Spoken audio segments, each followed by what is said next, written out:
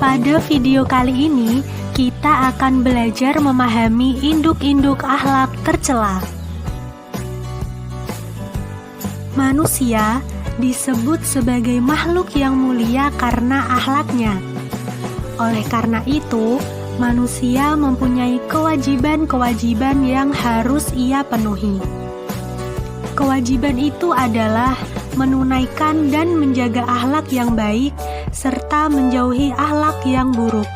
Martabat manusia yang begitu tinggi dan mulia sewaktu-waktu dapat jatuh dan merosot sampai ke taraf yang paling rendah. Nah, yang menjatuhkan manusia itu ialah hawa nafsu. Apabila nafsu diperturutkan, maka akan rusaklah segala-galanya.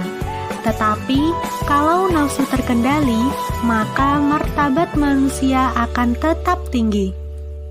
Selanjutnya, kita akan belajar mengenai induk-induk akhlak tercela.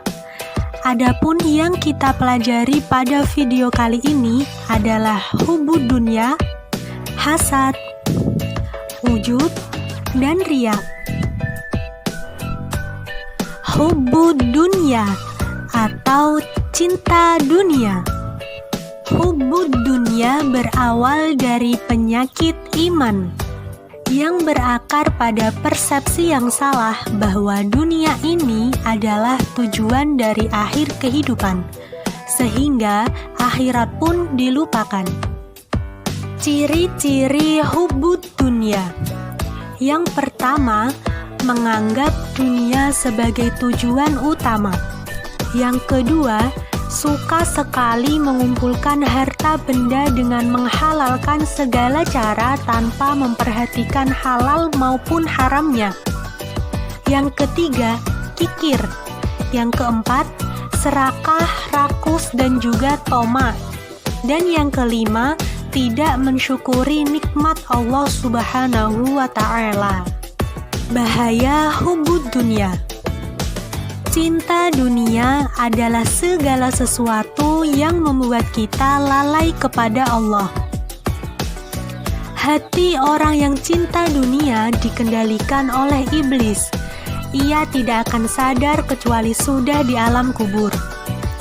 Oleh karena itu, selama masa hidupnya ia akan dipenuhi penyakit-penyakit hati seperti sombong, iri, serakah, rakus, toma, dan lain-lain. Lalu bagaimana caranya agar kita dapat terhindar dari hubbud dunya? Yang pertama, kita harus selalu ingat bahwa hidup di dunia hanya sementara. Selanjutnya, kita juga harus mengingat akan kematian. Yang ketiga, kita harus qanaah. Yang keempat, memperbanyak zikir. Dan yang kelima, mendekatkan diri kepada Allah, serta yang keenam yaitu muraqabah. Dimanapun dan kapanpun kita harus selalu merasa dilihat oleh Allah Subhanahu wa Ta'ala. Selanjutnya adalah hasad. Hasad atau dengki merupakan suatu sikap atau perbuatan yang mencerminkan rasa marah, tidak suka karena rasa iri. Orang yang hasud biasanya menginginkan kenikmatan yang diperoleh oleh orang lain dan berharap supaya berpindah kepada dirinya. Di antara bahaya hasad yaitu dapat merusak tatanan masyarakat. Orang yang hasud tidak akan pernah merasa bahagia. Dan hasad sendiri biasanya mengarah pada kemaksiatan, menyakiti hati orang lain, mematikan hati, dan orang yang hasud akan hina di hadapan Allah. Lalu bagaimana cara mengobati hasad? Yang pertama, kita harus saling mengingatkan dan menasehati, bersikap realistis terhadap kenyataan, punya pendirian yang teguh, tidak mudah terprovokasi, dan tentunya selalu mengingat Allah Subhanahu wa Ta'ala. Ujub dan takabur. Ujub berasal dari bahasa Arab ajaba, yang artinya kagum, terheran-heran, dan takjub. Ujub ini bisa diartikan dengan ijab bin nafsi atau kagum terhadap diri sendiri.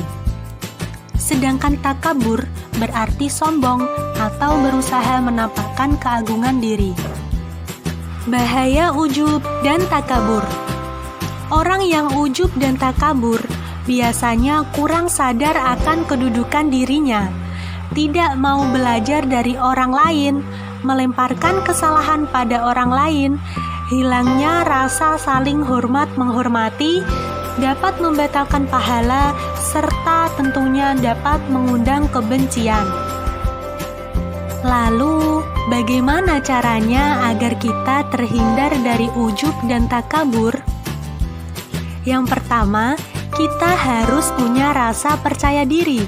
Yang kedua, kita harus selalu ingat kepada Allah.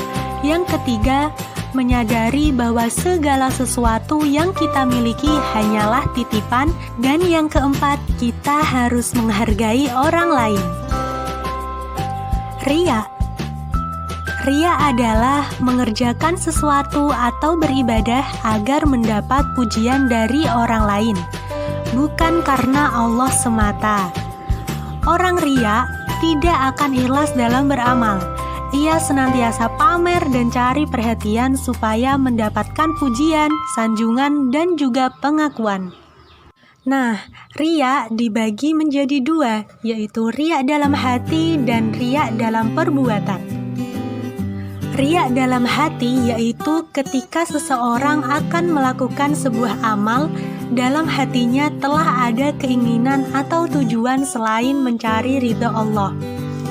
Sedangkan riya dalam perbuatan yaitu ketika seseorang akan melakukan amal atau beribadah, ia berharap mendapat perhatian dari orang lain.